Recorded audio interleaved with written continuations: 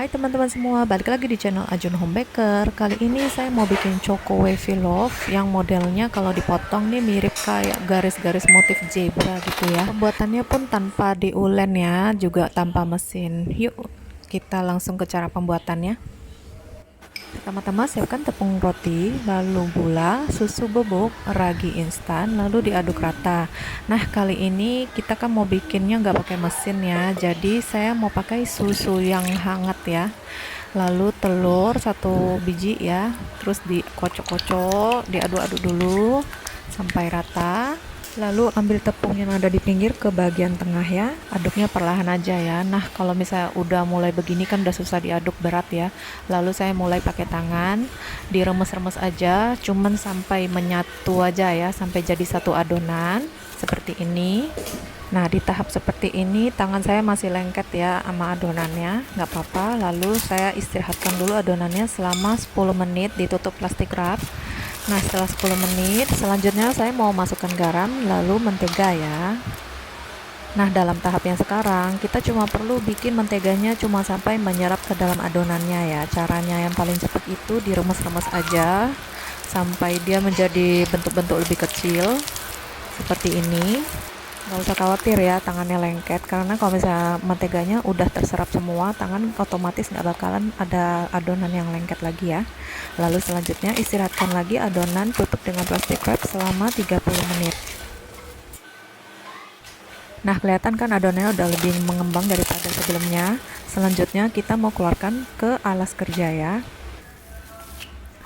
Lalu langkah selanjutnya saya mau banting lipat selama 8 menit ya.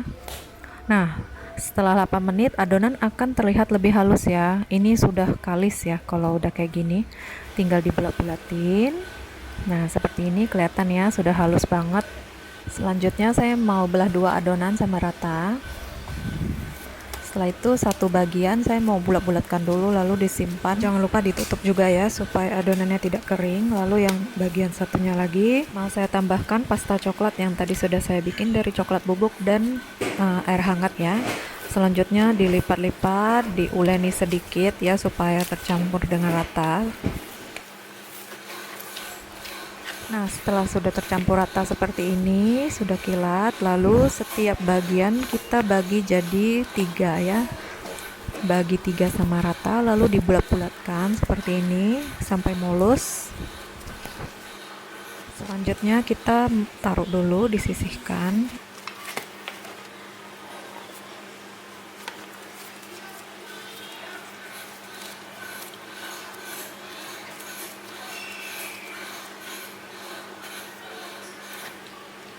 Setelah selesai semua lalu ditutup dengan plastik wrap lagi, lalu istirahatkan selama 10 menit supaya lebih mudah dibentuk ya. Nah setelah 10 menit ambil dari yang paling pertama, lalu sisanya ditutup kembali, lalu ambil di bagian yang mulusnya itu di bagian bawah ya, lalu di roll, lalu ambil satu lagi yang warna putih, bagian mulusnya tetap di bawah, lalu kita roll lagi bentuk oval. Setelah dua-duanya selesai di roll, lalu ditumpuk ya, yang coklat di bagian atasnya ya, yang putih di bagian bawah.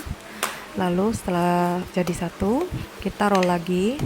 Nah sambil di roll kita harus dibalik juga ya, biar merata gitu. Kalau misalnya kita nggak balik, nanti di bagian coklatnya aja yang melebar, sedangkan bagian putih tetap pendek ya. Setelah itu posisi akhir bagian coklat di bagian atas, lalu gulung padatkan dari bagian atas ke bawah. Nah kalau udah sampai di ujungnya lalu dicubit-cubit supaya terkunci dengan rapat. Setelah itu kita bagi dua setiap adonan. Nah hasilnya akan seperti ini ya. Lalu kita susun di dalam loyang seperti yang ada di video. Setelah disusun seperti ini, lalu ditekan-tekan supaya dia melebar, supaya loyangnya tuh terisi semuanya. Sebelumnya loyangnya sudah diolesi dengan Carlo ya.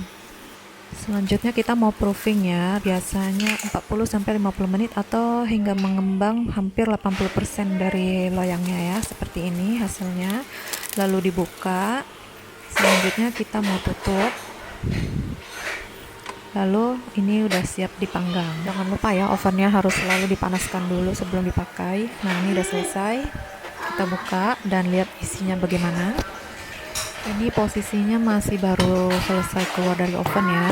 Cara keluarnya itu diketuk-ketuk ya di semua bagian. Selanjutnya kita keluarkan di cooling rack. Lalu kita biarkan dingin dulu, baru boleh dipotong ya, supaya nanti tetap kelihatan bagus seratnya.